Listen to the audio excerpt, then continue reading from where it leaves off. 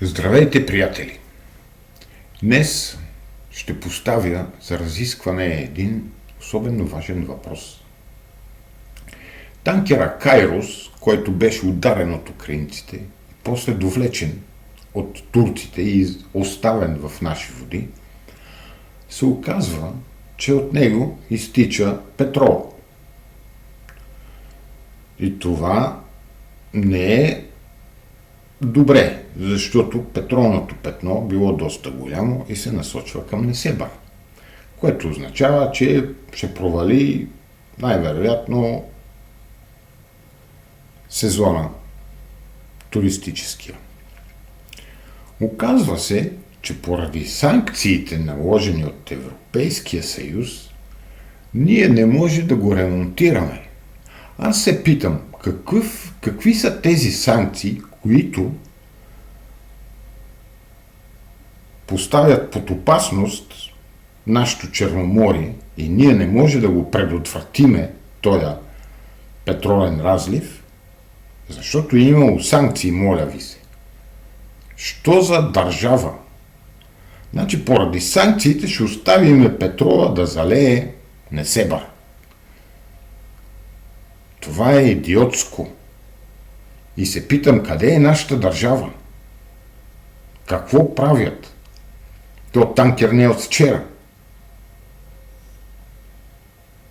Чудеса. Човек да се пита, това държава ли е, територия ли е, какво е?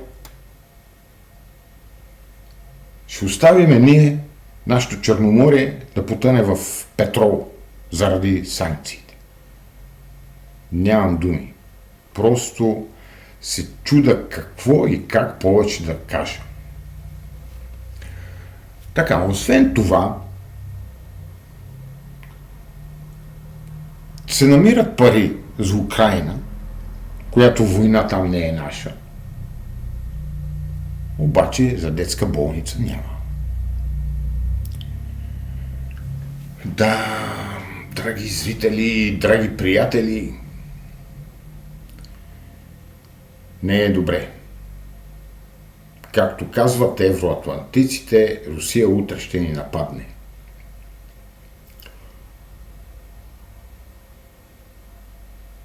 Как ги измислят тези? Как ги измислят тези работи? Да. И ако не е Украйна, ще е България. Ще е България след, ако ние тук станеме като украинците. Това е много възможно. Защото в момента дали не ни водят натам, точно в тая посока. Задайте си въпрос. Дали в момента господин Радев с неговите действия не ни води към конфликт? И този конфликт няма да е утре. То е подготовка. Така, леко, бавно, до година, по-до година. Кой знае?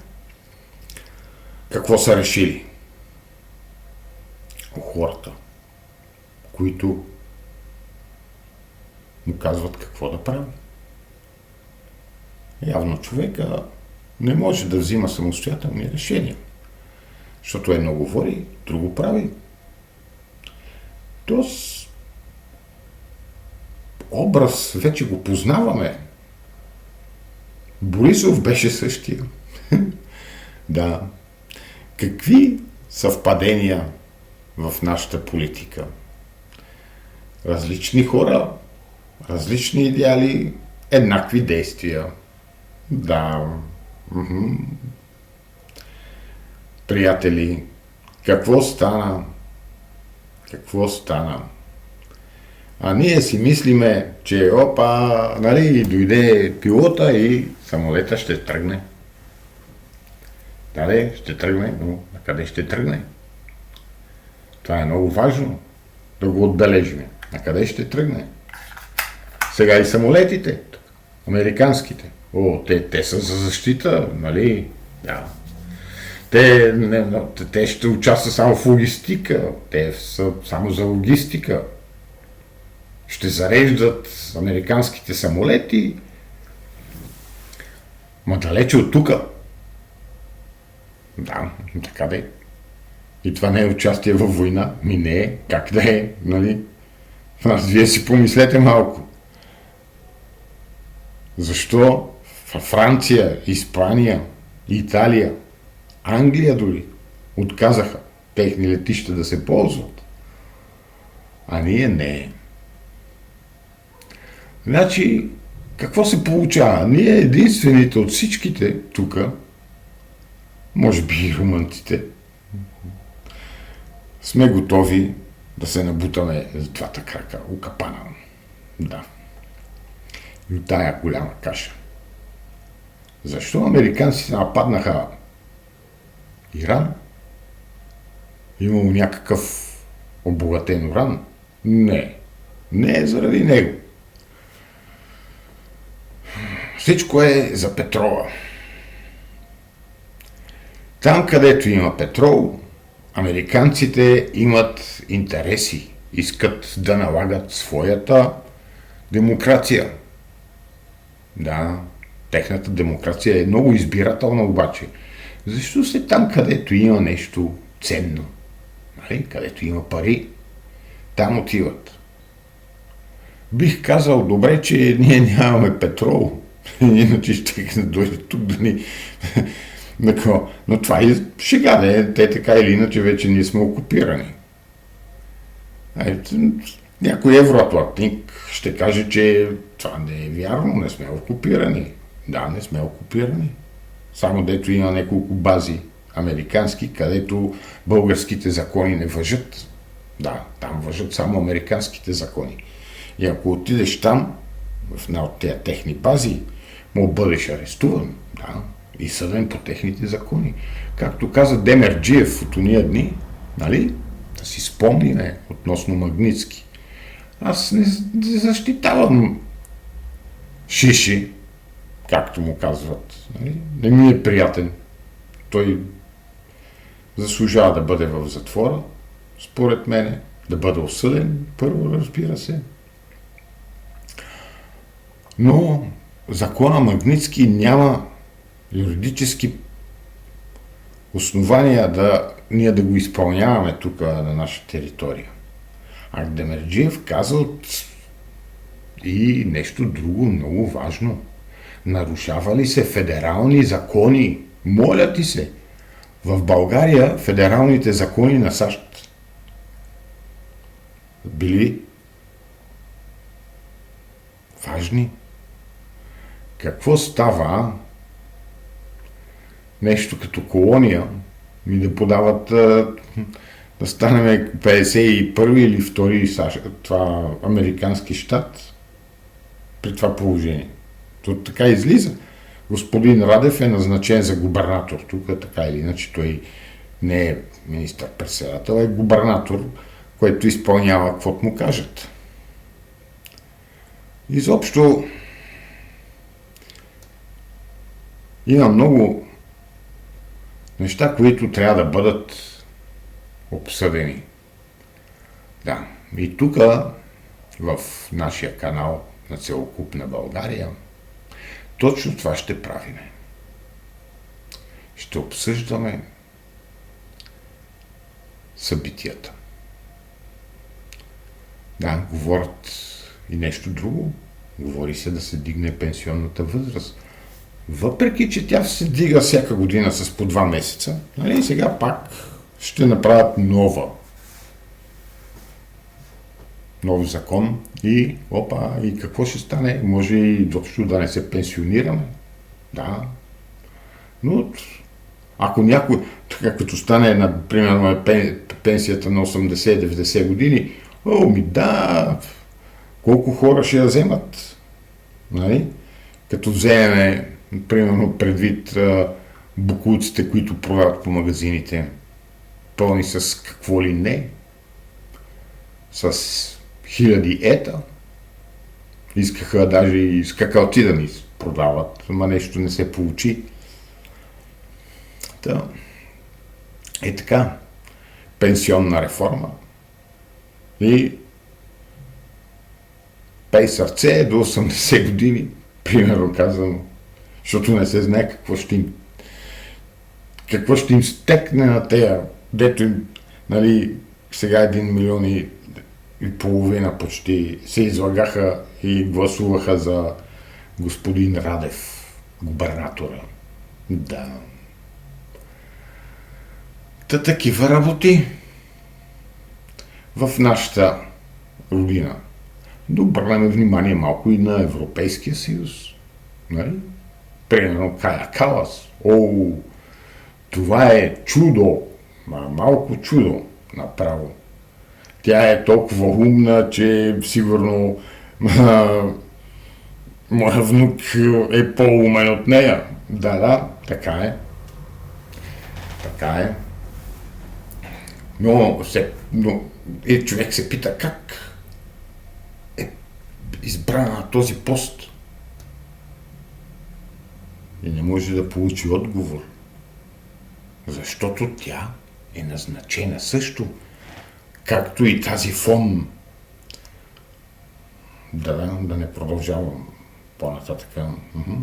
Няма да ви хареса на евроатлантиците след фон. Но се сещате за кой фон става въпрос. Да. Ей, драги приятели, докъде се докарахме? Да се смееме ли? Нали? И се питам, какво става с вас? Защо така? Как позволявате да бъдете мамени? Ще ви подсетя. Примерно, когато днешния министър-председател беше президент, той правеше същото, само че вие не го забелязвахте. Нали? Защото той отиде, примерно в Брюксел или в Берлин. Там говори едно, като дойде тук, говори друго. Тук каже едно, там прави друго. Ма вие не ги наблюдавате тези неща. А трябва, за да не бъдете мамени. Нали? В Народното събрание, между другото, има една национална българска доктрина. Тя е в деловодството и изготвена. Само трябва да бъде приета и гласувана от Народното събрание. Какво означава това? Това е един документ обширен. Той обхваща всичко в България. И предвижда какво и как да се прави с хоризонт 50 години напред. Да. Той е изготвен от умни хора, нали? Икономисти и политик също трябва да има, да, и политици, историци, лекари. И очертава бъдещето развитие на нашата родина. Защо не го приемат? Той стои там още от времето на нали, когато патриотите в кавички бяха там. Те обещаха, нали, да го приемат. Даже не им хареса там някои от главите, да се наложи да бъде преработена тази национална доктрина, но края на кращата я одобриха и я внесоха в Народното събрание. Но не я гласуваха. А защо? Нали? Ето сега ще ви кажа защо. Защото този документ, тази национална доктрина, предвижда какво трябва да правят политиците, управляващите, следващите 50 години. Да, обаче на тех това не им харесва. на тези, да ви кажа, защото дали могат да краднат при това положение? Не могат. Да. И там е заложено да български интерес изцяло. Само български интерес да се спазва, да се изпълнява, да се налага. И така, с българската национална доктрина. В Народното събрание не е приета. Между другото, голяма част от партиите, които са там, дори БКП или БСП, които изпаднаха от парламента, дори те копираха от нашата национална доктрина в техната програма. И Възраждане също е копирало, да ви кажа.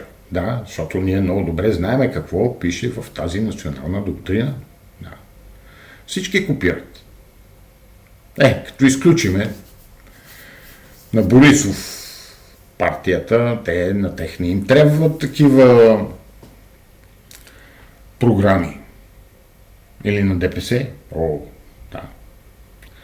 Общо взето, като първо видео, в което така нафърляхме разни